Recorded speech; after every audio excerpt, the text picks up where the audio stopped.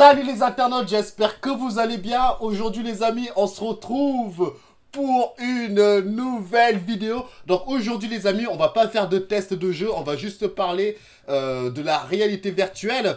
Et je suis tombé sur une vidéo de Pepe World. Pour les gens qui ne le connaissent pas, c'est un YouTuber qui fait les plus gros salons d'high-tech au monde. Et il a pu tester la réalité virtuelle, il a pu aussi voir les autres tester la réalité virtuelle. Et je cite ces mots, il dit tout simplement: je ne crois pas au masque de réalité virtuelle à domicile. Quand j'ai vu sa vidéo, j'ai regardé une fois, deux fois, trois fois. J'ai pris le temps de bien la regarder, d'analyser ce qu'il disait. Et il y a certains passages de la vidéo que je trouve vraiment, il a raison. Mais certains passages où quand il dit qu'il ne croit pas à la réalité virtuelle à domicile, on va en discuter les amis, on va en discuter. Je suis pas là pour le clasher, je donne juste mon opinion à travers sa vidéo. Et de toute façon, vous allez me dire en commentaire ce que vous en pensez de ce qu'il dit. Donc on va pas perdre trop de temps les amis, donc c'est parti. À la réalité virtuelle pour le très grand public, du moins marché de masse, pour les raisons que je vais vous exposer. Après on en parle ensemble, vous savez que c'est une chaîne de débat. J'ai pas la science infuse, on a tous des idées et ici c'est bien, les passionnés viennent et donnent leurs idées et on débat ensemble parce que c'est le seul truc qui m'intéresse, c'est ça, qu'on puisse en parler. Alors l'idée que j'ai, c'est que la réalité virtuelle me fait carrément penser à la 3D. Vous allez me dire, mais pourquoi Pépé ça fait penser à la 3D? Tout simplement parce qu'il faut chausser un accessoire. C'est-à-dire que la 3D a foiré quand même quelque part, dans le grand public j'entends, la version domestique, parce qu'il fallait mettre toute la famille avec des lunettes sur le nez pendant 1 heure, 2 heures, 3 heures, et ça embêtait un peu tout le monde. Il n'y a pas que les programmes qui étaient mauvais, il y a également le fait de chausser un petit accessoire. Donc je pense que le... Je vais couper la vidéo. Déjà ce petit passage est vraiment très intéressant. Là, pour le coup, je suis sa façon de penser. Le fait de mettre un accessoire sur sa tête, on va pas dire que c'est embêtant, mais ça casse... ça nous met dans notre bulle, tout simplement. Et du coup, ça nous coupe du monde extérieur. Si on joue à un jeu traditionnel, en famille, on va tous voir la même chose. Maintenant, mettez un casque de réalité virtuelle sur votre tête. Vous allez voir que les autres vont voir ce qui se passe dans l'écran, mais ça sera plat. Et alors que celui qui a un casque de réalité virtuelle sur sa tête, il va voir le monde complètement différent. Donc là, mais là, quand il dit qu'il ne croit pas à la réalité virtuelle à domicile, moi je pars du principe, peu importe l'hardware HTC, Oculus ou la PSVR, tant qu'il y aura des jeux qui sortent régulièrement, même si ce ne sont pas des jeux méga fous, mais on a quand même des jeux qui sortent régulièrement sur chaque hardware. Tant qu'il y aura des jeux qui sortent, il n'y aura pas de raison que la réalité virtuelle meure, il n'y aura pas de raison que les gens n'achètent pas un casque de réalité virtuelle. Il faut savoir que c'est grâce aux jeux que les gens vont acheter un casque de réalité virtuelle. Quand il dit aussi que les lunettes 3D ont foiré, on sait pourquoi ça foirait. Comme je vous l'ai dit précédemment, s'il n'y a pas une étoffe à chaque fois sur quelque chose, sur les lunettes 3D, il manquait des DVD 3D pour étoffer la télé 3D. C'est pour ça qu'au fil des années, c'est pour ça que la télé 3D, on n'en entend plus parler parce que il n'y a pas eu cet engouement au niveau des DVD. Maintenant, quand on regarde des DVD sortir, on n'a plus les lunettes, on n'a plus 3D, c'est clip Blu-ray, 4K, mais 3D, pas trop, tu vois. Et donc, c'est pour ça que ça foirait. Mais si les éditeurs ne suivent pas le mouvement, bah c'est sûr que la télé 3D va foirer. Donc, ça a foiré, c'est ce que Pépé dit. Là, je suis d'accord avec lui. Donc, voilà, on va continuer, les amis, on va voir ce qu'il dit aussi.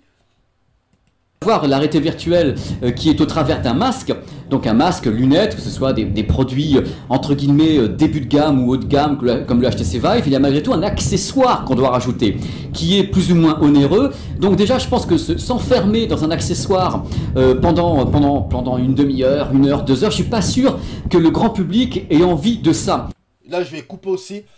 Moi, personnellement, quand il dit que le grand public n'a pas envie de s'enfermer, voir 1 heure, 2 heures, 3 heures sur la réalité virtuelle, au fond de moi, je comprends ce qu'il veut dire par là. Moi, je pense que la réalité virtuelle, c'est une autre façon de jouer du jeu vidéo. Ça ne va pas remplacer la Play 4 de demain, ça ne va pas remplacer la Xbox de demain, ni un PC de demain.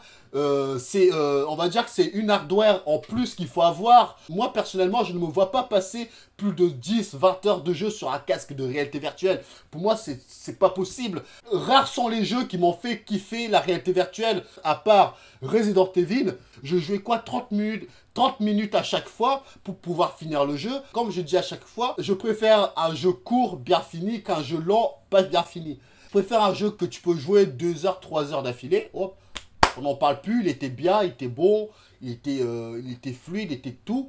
Mais si on nous met du jeu que tu dois passer 100 heures de jeu dessus et qu'au final, bah, tu te fais chier un petit peu. Donc on va continuer les amis, on va continuer. Parce que j'ai remarqué un truc quand même super important, parce que vous savez que j'ai l'occasion de voyager beaucoup, de faire tous les salons high-tech. Les gens viennent dans les salons high-tech et essayent la réalité virtuelle, donc chaussent le masque, les lunettes, mais s'en débarrassent assez rapidement. C'est-à-dire qu'ils ont vu le truc, ils sont comme ça, oh c'est génial, je vois un requin, je peux faire du gaming, mais ils l'enlèvent. Et puis j'ai rarement vu des gens dire, ah j'en veux 3 heures, j'en veux tout de suite. Ils l'ont essayé, un peu comme une expérimentation permanente. Et c'est un peu comme ça que je sens cette réalité virtuelle pour le grand public dans tous les cas. Quand il dit que il a remarqué que les gens essayent la réalité virtuelle, mais ne franchissent pas le cap d'acheter un casque chez eux par exemple. Bah, quelque part, je comprends ces personnes-là qui ne veulent pas franchir le cap, tout simplement parce que quand tu testes un casque de réalité virtuelle, c'est cool, c'est fun, t'es immergé. Mais quand on t'annonce le prix, tu vois, ouf, tu vois, wow, tu dis, attention, 400 balles quand même, hein. 400 balles, c'est pas négligé. Est-ce que je suis prêt à mettre 400 balles pour jouer à la réalité virtuelle occasionnellement? Je crois pas que c'est très rentable, hein, personnellement. Moi, j'ai pas acheté un casque de réalité virtuelle pour jouer occasionnellement. Je joue régulièrement, mais je ne joue pas tout le temps non plus, mais je joue régulièrement. Moi, je pense que pour le moment, le casque de réalité virtuelle, c'est plus fait pour les fans de réalité virtuelle. Parce que le casque est encore trop cher. Je vois tout le monde qui dit le casque est super, ça a l'air fun et tout, tu vois. Mais combien il coûte le casque? Le casque il coûte 400 balles. Ah ouais, quand même. En gros, t'es en train de me dire que le casque de réalité virtuelle coûte aussi cher qu'une PlayStation 4. Quand tu vois le consommateur qui commence à comparer un casque à 400 balles, une Play 4 à 400 balles, tu vois qu'il n'a pas envie de s'aventurer trop sur la réalité virtuelle parce qu'il coûte encore trop cher. Tant qu'il y aura encore cette barrière de prix, les amis, je vous le dis, tant qu'il y aura encore cette barrière de prix, le casque de réalité virtuelle sera consacré qu'aux fans de réalité virtuelle. Ça ne sera pas tout le monde qui va pouvoir se l'acheter quand ils vont réduire le casque de réalité virtuelle et quand aussi ils vont enlever les fils, chose qui va arriver, vous allez voir que le casque de réalité virtuelle va commencer à toucher plus de public. Professionnels trouvent leur utilité vraiment avec la réalité virtuelle et réalité augmentée. Donc je crois, pour poursuivre un peu cette vidéo tournée comme ça en improvisation, je crois à la fois à la réalité virtuelle, à la fois à la réalité augmentée, mais pas foncièrement pour le grand public, pas pour tout le grand public, mais pour les professionnels, l'utilité me paraît carrément évidente. Donc voilà les amis, donc voilà, la vidéo est finie, le débat est fini les amis. Moi j'ai donné mon opinion sur cette vidéo de PP World. Pour les gens qui veulent voir la vidéo entièrement, le lien sera dans la description. Donc voilà les amis, donc voilà, fans de jeux vidéo et de la réalité virtuelle. Salut les amis. Ciao, ciao! Et les internautes, si jamais cette vidéo t'a plu, n'hésite pas à liker, à commenter ou à partager cette vidéo. Ou sinon, si t'as un peu le temps, t'as d'autres vidéos qui vont s'afficher là. Tu peux regarder celle-là ou celle-là. Sinon, moi je te dis à la prochaine.